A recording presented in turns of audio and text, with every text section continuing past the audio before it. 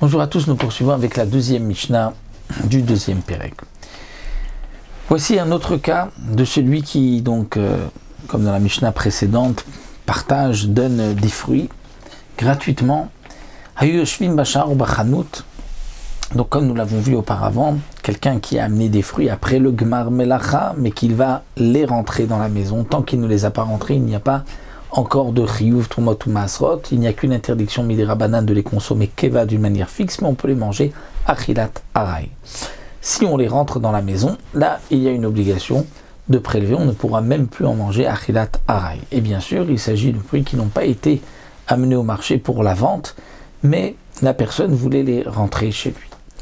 Maintenant, la Mishnah continue à Yushim Bachar, donc ceux qui vont recevoir ces fruits étaient assis Bachar, à la porte d'une... Donc il y avait un groupe qui était assis à la porte d'une cour, d'une maison, au Bechanout ou dans un magasin, Ve'amar, et le propriétaire du magasin ou de cette cour leur a dit, prenez des figues.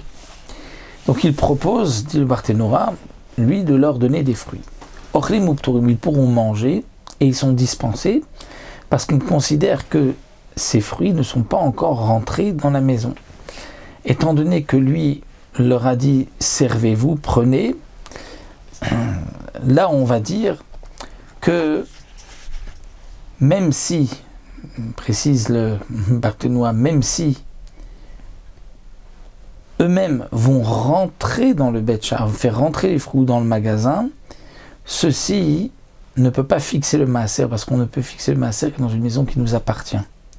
Mais si Baal Hachar ou Baal Hachanout Chayavim, le propriétaire du char de cette cour, donc de cette porte, propriétaire du magasin, si eux vont faire rentrer les fruits, alors là, ils auront une obligation de prélever Trumot ou Maasrot. Auparavant, on ne pourra pas en manger même Aray. Mais celui qui n'est pas propriétaire et qui fait rentrer, donc lui n'a pas d'obligation par rapport à la porte, par rapport à la maison, et donc il pourra toujours en manger d'une manière provisoire Aray. Rabbi Yehuda Poter. Rabbi Yehuda dit que même le propriétaire du magasin, même le propriétaire de la porte de cette cour, sont dispensés de prélever le maaser.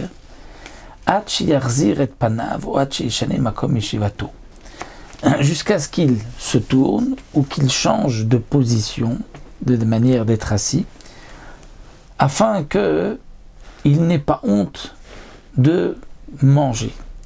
Le Barthénois nous explique parce que là où il est assis et il vend, il a honte de manger comme ça ouvertement. Mais s'il se met de côté, là, il pourra manger. Donc, on sait que dans un endroit où quelqu'un a honte de manger, il y a encore un ptor, il n'est pas obligé de tenue de prélever Trumot ou Maasrot, étant donné que ceci n'est pas considéré comme si il est rentré dans la maison. Et donc même le Baal Hachanout, le Baal Hachatzer, s'il est dans un endroit où il va avoir honte de manger, il n'y a pas d'obligation tant qu'il n'a pas changé de position ou tourné sa tête. Et à ce moment-là, le fait qu'il ait rentré donc les fruits dans la maison, là il y aura une obligation. Et comme nous avons vu, dès qu'il y a une obligation par rapport à la maison, il y a une interdiction de consommer même Aray, même d'une manière provisoire.